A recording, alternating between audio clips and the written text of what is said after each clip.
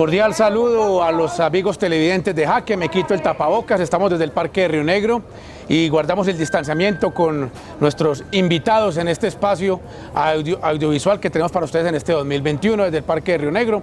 Hoy nos acompaña el representante a la Cámara, Jorge Gómez Gallego, de la Comisión Séptima, de la Comisión de Paz, un representante por el Departamento de Antioquia muy acucioso y con el que vamos a hablar varios temas que hoy están en boga y que suscitan la controversia nacional. Pero démosle la entrada a mi compañero Cristian Santiago Gómez, porque si no él después me hace el reclamo de manera vehemente y enérgica porque no lo dejo hablar. Bienvenido, Cristian Santiago. Carlos, muchas gracias. Nos quitamos el tapabocas como ustedes, estamos guardando el distanciamiento y entremos en materia con el invitado, don Carlos, que hemos subido de ligas últimamente. Con un representante de la Cámara que nos acompaña en Río Negro. Están en estos momentos, ellos están en sesiones. Igual ha sacado el tiempo para acompañarnos. Representante Jorge Gómez Gallego, bienvenido a nuestro espacio Jaque. Usted un hombre de 1000 batallas, desde que fue diputado, que estuvo varios periodos, le correspondió siempre estar en la oposición, no se conoce usted nunca en el oficialismo. Entonces es un hombre que ha encarnado esas batallas ciudadanas y aquí en Río Negro, que se tiene en ciernes el tema de valorización, recordamos cómo usted a finales de los años 90 en Medellín, en los sectores del occidente, Laureles y Belén, pero usted lideró esa, por decirlo, la gran movilización ciudadana que haya tenido noticia la ciudad de Medellín, y qué bueno contárselo para todos los rionegreros que nos ven hasta ahora y los orientales. Bueno, Carlos y Cristian, muchas gracias por la invitación a Jaque. Aquí muy complacido en Río Negro, aunque está haciendo un poquito de frío, pero es muy agradable este frío y esta tierra siempre es grata para nosotros, los antioqueños. El oriente es una maravillosa subregión. Yo tengo una larga tradición de lucha contra valorización y es una lucha que no es, dijéramos, puntual, sino que es una lucha además conceptual. La valorización, a ellos le dicen gravamen, los amigos de la valorización le dicen gravamen, pero gravamen para el ciudadano corriente es un impuesto, es una carga impositiva, es una plata que usted tiene que sacar del bolsillo para pagar. Y hay personas que tienen mucho dinero, que tienen muy altos ingresos, que cuando sacan una plata del bolsillo para pagar valorización no dejan de comerse el almuerzo, ni el desayuno, ni la comida. Pero hay ciudadanos que tienen una propiedad que cuando sacan una plata de su magro ingreso para pagar valorización tienen que dejar de comer o dejar de comprar una ropa o dejar. Esa es la primera es un impuesto regresivo por naturaleza, absolutamente regresivo. Pero con un ingrediente peor. La mayoría de los bienes inmuebles no son bienes para la venta, no son bienes de venta, son bienes de uso, son para usarlos usted. Entonces yo he puesto un símil en esto de valorización. ¿A usted qué carajo le importa que se le valorice el cepillo de dientes? Si es que usted no lo está vendiendo. ¿Sí? Y si se le valoriza, peor, porque entonces cuando se le valoriza la casa, le cobran más impuesto predial, le cobran más servicios públicos. O sea, es un azote para la gente. Hace mucho tiempo en la ley en Colombia se introdujo un impuesto que se llama, ese sí la plusvalía, que ese sí tiene sentido. Ese tiene sentido es que cuando un bien de uso se vuelve un bien comercial y usted tumba su casa para hacer un edificio, pues ahí sí tiene que pagarle una plata. Pero está muy satanizado, da mucho miedo a los alcaldes aplicarlos en sus territorios. Pues porque afectan a los especuladores inmobiliarios. O sea, los especuladores inmobiliarios se oponen radicalmente a esta plusvalía, aunque está en la ley. Y la debieran cumplir sagradamente. Hay solo como 30 o 40 municipios en Colombia que cobran plusvalía. Esto es increíble, son 1200 municipios. El periodo pasado, que no hay recursos y no la cobran. Como dato curioso, el periodo pasado el municipio de La Ceja, las grandes obras se hicieron por plusvalía. El alcalde Elkin Ospina en su momento. Claro, entonces a mí no me pueden decir que es que yo me pongo al progreso. No, estamos diciendo, esa valorización no, pero aquí está la alternativa, la plusvalía. O sea, es obvio que si usted tiene un lote de engorde y ha pagado poquito predial, cuando el día que usted va a hacer un edificio ahí le va a cambiar de uso, pues se gana un billete y entonces pague. Cuando usted tiene un predio rural que lo puede vender por hectáreas y que vale muy poquito, y se lo vuelve en urbano y ya lo vende por metro cuadrado, bueno, pague, ¿cierto? Porque ya son cosas distintas. Pero en este caso de la valorización es más, creo que solo hay 3 o 4 países en el mundo que tienen ese gravamen tan atrasado, es casi feudal, es una cosa súper atrasada y regresiva y gravosa para el ciudadano común y corriente. Y habló usted de gravamen, representante. Nosotros no tenemos un guión ni un orden lógico, sino lo que está puntual en la agenda. Usted habló de gravámenes y estamos a ciernes de una reforma tributaria. Dice el gobierno que para ampliar la base impositiva, pero nos van a clavar es la canasta familiar, el diario del comer, la alimentación del ciudadano del común. Ayer salieron ya datos precisos de este proyecto, no lo han radicado, advierto. Sí. Estos son cosas que... No hay copias, inclusive nos contaban ayer en algunos representantes. No hay nada escrito. Hay una presentación, yo lo que tengo es una presentación que el ministro de Hacienda le hizo al Consejo Gremial Nacional, o sea, a los grandes empresarios. A ellos les presentó el proyecto de reforma con unos datos generales. Y en esa presentación lo que dice el gobierno es que aspira a conseguirse 25 billones de pesos para un año con esta reforma tributaria. Y esos 25 billones son, primero, rentas de trabajo, impuestos a personas con sus rentas de trabajo. El 60% lo soportan las personas naturales y los Las trabajadores. personas naturales. Y de eso, solamente el 5, el 6% es impuesto a dividendos, que es la gente que vive de la renta, Sí. que uno diría, esos debieran pagar más, porque viven de la renta, no del trabajo, viven del trabajo de los otros, ¿cierto? Pero la inmensa masa está en una cosa que se llama las rentas de trabajo de ingresos entre 2,5 y 4 millones de pesos. Hoy tiene que declarar renta usted de 4 millones para arriba, ya tiene que declarar renta y le hacen O sea, con retención. 30 millones anuales van a poner a los colombianos a declarar renta. A declarar renta. Y entonces, de ahí, de eso, más esa chichigua que le van a cobrar a los dividendos, a los accionistas, van a sacar el 60% de la reforma tributaria. El 60%.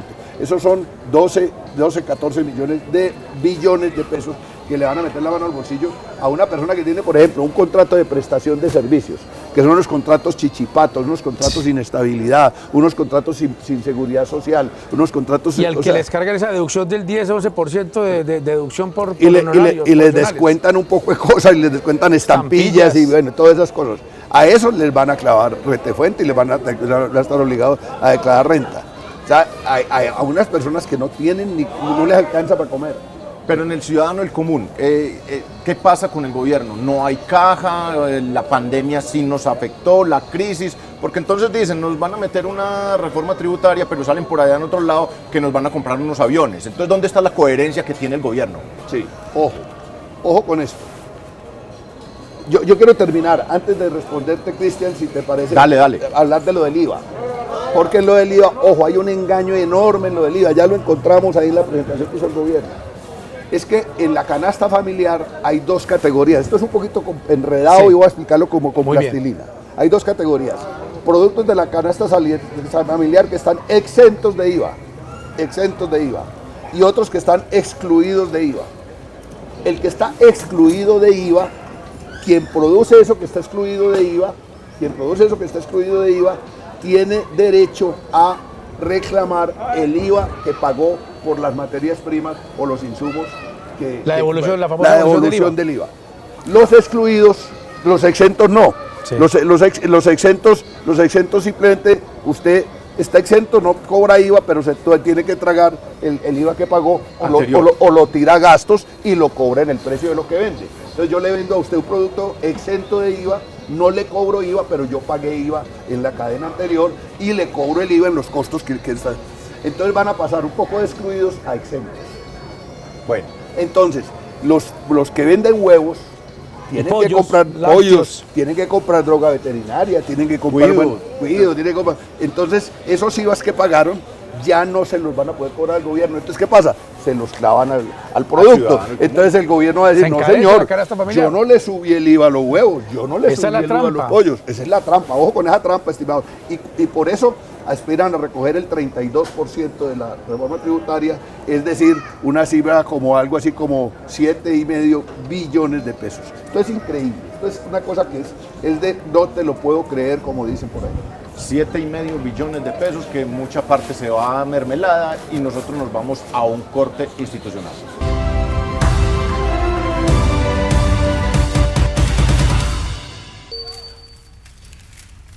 Hay algo que quiero decir.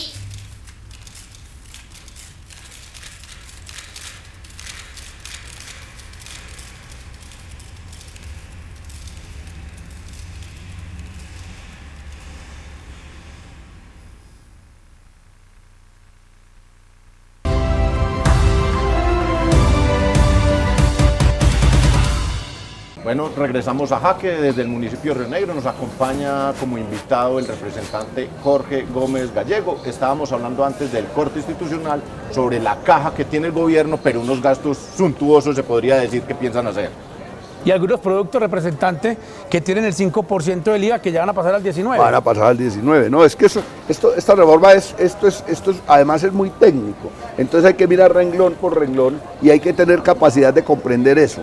Y comprenderlo para sintetizarlo a los ciudadanos común y corriente que no tiene por qué saber esos detalles técnicos. Ni entenderlos, sí. Sí, eso. Entonces el gobierno se ha ocupado de hacer la presentación de la reforma lo más enredada posible para que no la entienda y entonces la gente termine oyendo lo que le diga cualquiera. Y entonces vamos a tratar de hacer un análisis detallado. Incluso ahí estamos hablando con algunos infógrafos, personas que hacen infografía, a ver si logramos sacar unas cosas que expliquen como con plastilina la cosa para que la gente vea lo que se le viene pierna arriba. Pero las especulaciones de cafetería que tienen ustedes en los pasillos del Congreso, ¿qué tanta posibilidad le ven a esto? Ya tiene unos lobistas muy predeterminados, tiene unos congresistas muy afilados, decididos a ir en contra del pueblo, pero para congraciarse con el establecimiento. Hombre, yo he notado un ambiente en el Congreso demasiado cinismo, demasiado desparpajo con las cosas del gobierno. Esta semana aprobaron en plenaria de Cámara un proyecto de ley para que darle unas gabelas a las navieras que le pongan bandera de Colombia a sus barcos. Y la gabelita que les dieron es que no tienen que pagar sino el 2% de impuesto de renta en Colombia. Eso es increíble. Eso es una cosa, yo les decía, pero es que ahorita va a venir todas esas navieras multinacionales, le ponen la banderita de Colombia y no pagan impuestos. Entonces dicen, no, pero es que igual no pagan impuestos hoy, pero es que lo que hay que hacer no es bajarle los impuestos, no cobrarles impuestos, porque no vengan, conseguimos quien venga. Pues que eso para ganarse una plata transportando mercancías, cualquiera le jala eso. Y si tiene que pagar impuestos, pues paga impuestos. O sea que este proyecto de ley no ha sido socializado en el Congreso. O sea, dicen que después de Semana Santa lo podrían presentar. Dicen que lo van a empezar a socializar después de Semana Santa y lo socializan desde luego con las bancadas oficialistas. Y ojo, en esas bancadas oficialistas lo que les ofrecen a ellos, eso ya lo tenemos perfectamente establecido, son argumentos para que salgan a engañar a la gente. Sí. Y mermelada y puestos para que crean que con eso vuelven a salir elegidos. Porque la preocupación, hay, dijéramos, una tensión entre el gobierno y los congresistas de su propia bancada. Porque hay muchos que le dicen al gobierno, hombre, si le aprobamos esa reforma la gente no va a votar por nosotros. Entonces el engaño entonces vengamos a engañar a la gente. Diciendo que es solidario, que para dar la ayuda solidaria a la pandemia a más hogares de clases marginales. Vamos a eso. Ese sí es lo importante. ¿Para qué la reforma tributaria? ¿Para qué la reforma tributaria? Porque digo, si a los colombianos hay una catástrofe universal y hay 1 millón de muertos y una cosa de esas, y nos dicen que tenemos que entregar el anillito de matrimonio y que pues uno es cierto. Pero es que esta reforma tiene además esta infamia. En el 2019 se aprobó otra reforma tributaria y en esa reforma tributaria le dieron exenciones a los grandes monopolios, al gran capital financiero y a las multinacionales que el año pasado significaron que al fisco nacional le dejaron de entrar 11 billones de pesos que hoy se necesitan. Yo no digo que no se necesiten, hoy se necesitan. Pero lo que estamos haciendo es una reforma para meterle la mano al bolsillo al ciudadano del común para pagar los 11 billones que le regalaron a los monopolios y al gran capital. Entonces, y a las multinacionales. Entonces esto es una cosa como de locos. Es el Robin Hood, pero al revés. Robándole a los pobres para darle a los ricos. Esto es una cosa repito, como de locos. Pero ojo, la otra cosa grave de esta reforma es que la otra porción importante de la reforma tributaria es abrirle campo al servicio de la deuda externa, o la deuda eterna, como le dicen algunos. Este año, deben saber los televidentes, este año, 1 de cada 4 pesos que se gastó el gobierno, 1 de cada 4 pesos fue para pagar intereses al capital financiero internacional. 72 billones de pesos nos vamos a gastar este año para pagar intereses y abonos al capital extranjero. Y nos seguimos endeudando más. Por ejemplo, se van a endeudar en 14 billones de pesos para comprar unos aviones que no se necesitan, para hacer un negocio con la fuerza, con el aparato militar del Pentágono y con plata prestada. Eso quiere decir que posiblemente el año entrante ya no tengamos que pagar 72 billones de pesos al año para el servicio de deuda, sino que tengamos que pagar 100 billones de pesos para el servicio de deuda. Entonces también para eso va la reforma tributaria, para abrirle espacio fiscal al capital financiero, lo digo yo en términos como con plastilina, como sintetizados. Y representante, el gobierno dice que destinó cerca de 4 billones de pesos para más de 3 millones de hogares en pobreza extrema, con los 160.000 pesos mensuales del famoso bono solidario. ¿Eso es cierto? No es cierto. Miente el gobierno, miente. El gobierno, dineros adicionales a los que ya estaban en la ley. En la ley ya estaba la devolución del IVA, eso no se eliminó porque lo hicieron el año pasado, eso ya estaba en la ley, ya estaba la familias en acción, jóvenes en acción, el auxilio a la tercera edad, todo eso estaba en la ley. Lo que pasa es que el gobierno lo junta todo. Entonces junta eso con lo adicional. Lo adicional no fue más de 1,5 billones de pesos. 1,5 billones de pesos. Nosotros por el Congreso radicamos un proyecto de ley de renta básica que sea mínimo 400.000 pesos para cada una de los 9 millones de familias que están hoy aguantando físico hambre. Hambre. Los colombianos ya no están comiendo 3 comidas al día. Hay 30% de colombianos que ya solo se comen 2 o 1 comida al día. Es una cosa muy dolorosa y ver un gobierno indolente. O sea que este no es un país pobre, sino empobrecido. Es un país empobrecido, sí señor. Bueno, representante, hay otro tema, pero creo que después del corte lo podemos desarrollar. Ya el tema político, dignidad, cómo se va a trabajar en el tema de la mecánica electoral y otros 2 importantes proyectos que usted tiene en el Congreso de la República. Ya regresamos después de este corte institucional con el representante Jorge Gómez Gallego.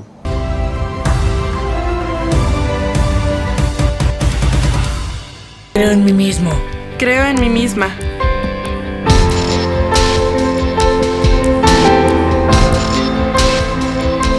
Creo en la paz.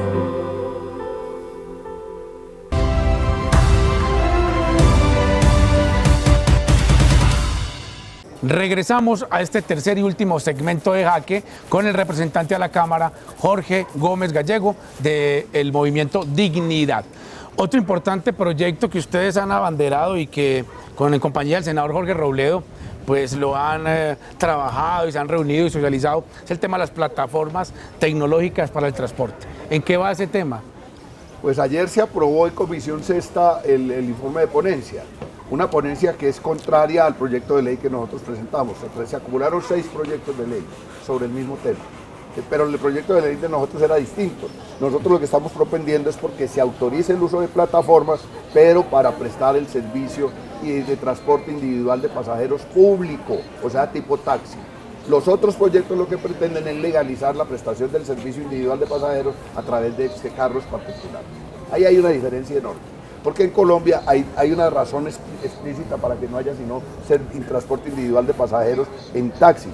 Por una razón, porque si no las ciudades quedarían invadidas. Todo el que quiera poner su carrito, su cachivache, su carrito viejo a trabajar, lo puede poner a trabajar o comprar carritos para prestar ese servicio y entonces se inunda, las ciudades se congestionan y el negocio deja de ser negocio para los conductores y para los propietarios de taxi y empieza el parque automotor a envejecerse y a tener problemas de accidentes y cosas de eso. O sea, por donde usted lo mire, Uber, que fue el que se inventó esta trampa ilegal en el mundo, que descubrió que podía hacerle trampa a la legislación de los países y que ha sido expulsada ya de muchos países, está ganando sumas multimillonarias porque cobra comisiones hasta el 30% a los conductores de Uber.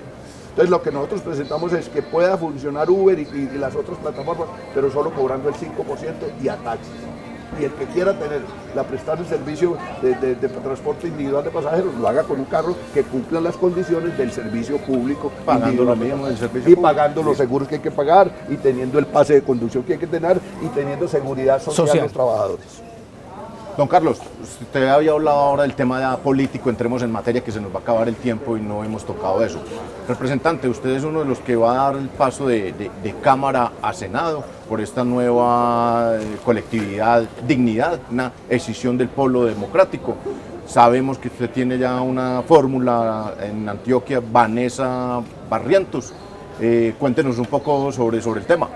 Bueno, nosotros nos escindimos del polo porque nos quedó estrecho realmente, como las camisas de Pedro el Escamoso, así nos quedó el polo, para llegar a otros sectores de la población. O sea, al polo lo habían mirado como un partido pues que quería quitarle la propiedad a todo el mundo, que era medio guerrillero. Bueno, y eso fue una cosa que tratamos de aclarar que no, pero en el polo hubo fuerzas que no entendieron y decidieron que aquí la política se puede hacer solamente con la izquierda. Nosotros hemos dicho no, la izquierda es minoría en Colombia. La izquierda sola no es capaz de derrotar a esa minoría que gobierna Colombia. Entonces hay que unirse con sectores que no saben si son de derecha, de izquierda, de centro, pero que sus intereses los tenemos que defender, especialmente los de capas medias y los de los empresarios nacionales. Sin empresas no hay empleo y sin empleo no hay trabajadores. O sea, nosotros no estamos buscando empleo, sino fuentes de empleo. Y para eso hay que explicar, hay que crear empresas. Y las empresas son inversiones que hacen los particulares. Y en eso somos partidarios, defensores de que haya capitalismo nacional principalmente. Aquí lo que pasa es que el capitalismo extranjero se está tragando el nacional y se lleva la riqueza. Entonces, para crear un gran frente, que es lo que queremos crear, nos salimos y creamos dignidad. Y vamos muy bien. Este fin de semana, el 26 y 27, tenemos el primer congreso, el Congreso Fundacional. Ahí vamos a proclamar seguramente la candidatura presidencial de Jorge Enrique Robledo y estamos en una convergencia donde está Ángela María Robledo, la Alianza Verde que va a tener un candidato, Juan Manuel Galán, Juan Fernando Cristo, Humberto de la Calle y Sergio Fajardo con Jorge Robledo.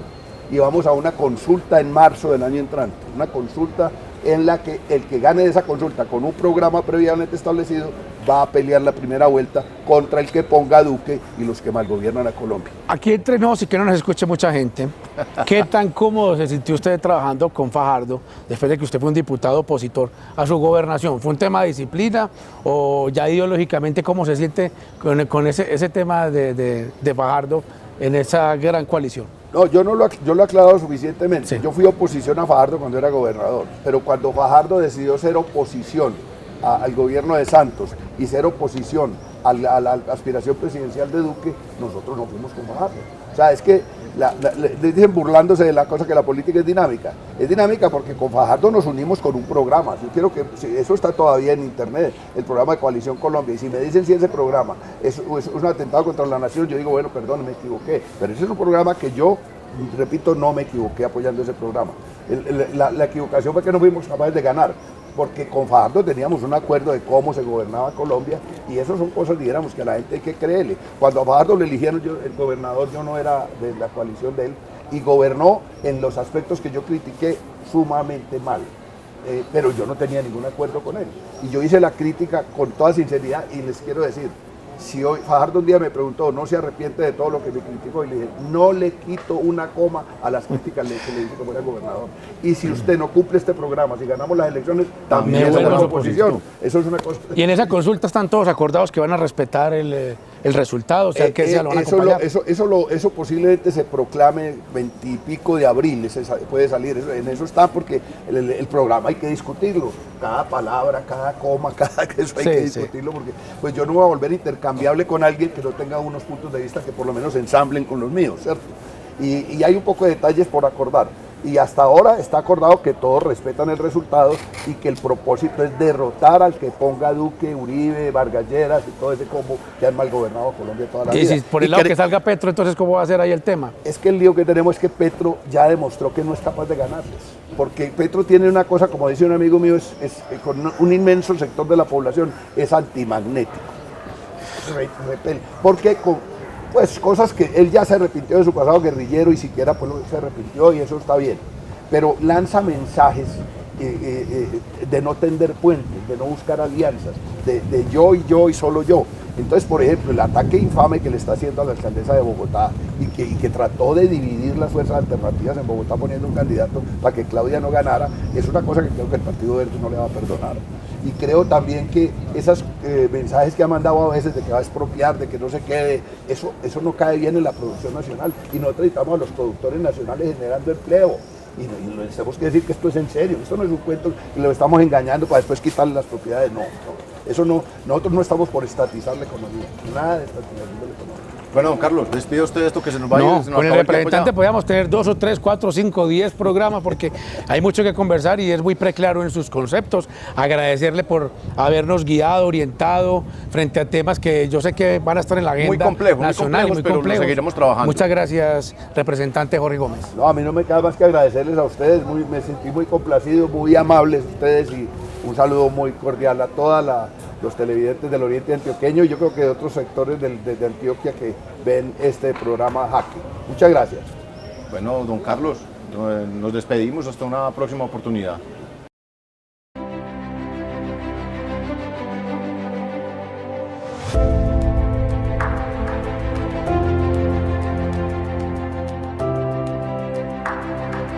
Chao.